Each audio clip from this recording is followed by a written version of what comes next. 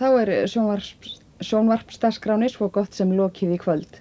En sjónvarp hefst aftur á morgun föstudag 27. nóvember klukkan 17:50. Ritmálsfréttir eru fyrstar á dagskráni og síðan tekur við barnaefni. Þar fylgjumst við fyrst með Nilla Hólmgeirs og síðan teiknimynd Albín. Danski gamanmyndaflokkurinn Örlögin á sjúkrahúsinu kemur á skjáinn klukkan 18:40 og klukkan 19 flettum við í alþjóða matreiðslubókinni með Sigmari B. Haugsinni. Á döfinni hefst 10 mínútum síðar og fram að fréttum klukkan 20 heyrum við efstu lög bresk-bandaríska vinsældalistans.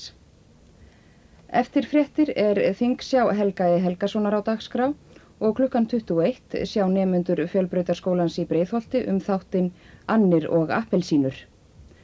Klukkan 21:35 birtast svo þeir Derrick og Harry Klein á skjánum. Föstudagsmyndin heitir Blóðhefnd og er frönsk frá árinu 1982. Gerð eftir metsölubók eftir Sébastien Chapuisat. Myndin fjallar ungan bifvélavirkja sem kynnist leyndardómsfullri fegurðardís sem leikin er af Isabel Adjani.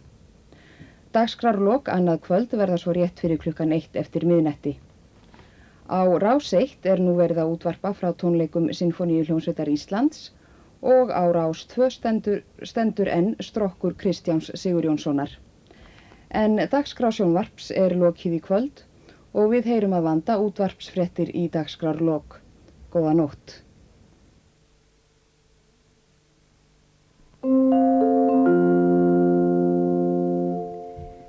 Alþýðuflokkurinn fellst ekki á að samþykkja að drög sjávarútvegsráðherra frumvarpi til fiskveiðistefnu verður lögð fram óbreytt sem stjórnarfrumvarp á Alþingi. Alþýðuflokksforystan segist ekki taka þátt í að framlengja í 4 ár núverandi kvótakerfi í aðalatriðum. Ríkisstjórnin fjallaði í morgun ágreiningsmál varðandi kvótafrumvarpið og málið hefur verið rætt í öllum þingflokkum stjórnarinnar. Ekkert hefur komið fram sem bendir til þess að Halldór Ásgrímsson sjávarútvegsráðherra muni breyta aðalatriðum kvótafrumvarpsins, frumvarp sem hefur verið samþykkt í valdastofnun margra hagsmunasamtaka í sjávarútvegi.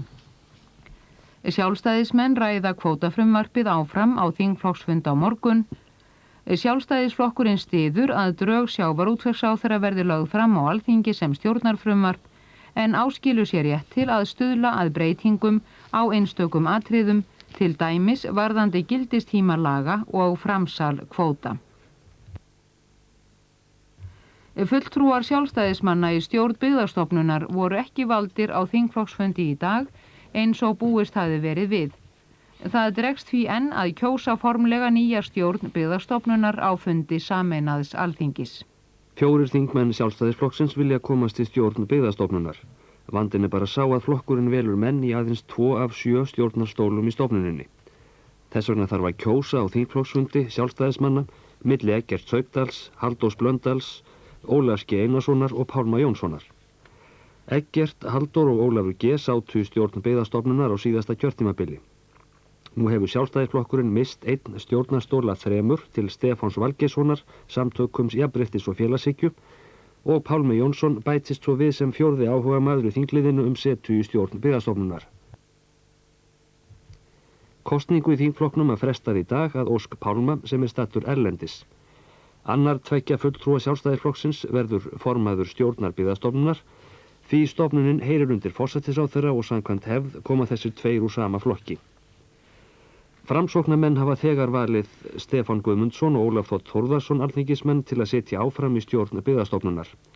Það þurfti þó kosningu til í þingflokknum milli Ólafs Þ. og Jóhanns Einvarssonar. Ólafur fekk 9 atkvæði en Jóhann 3.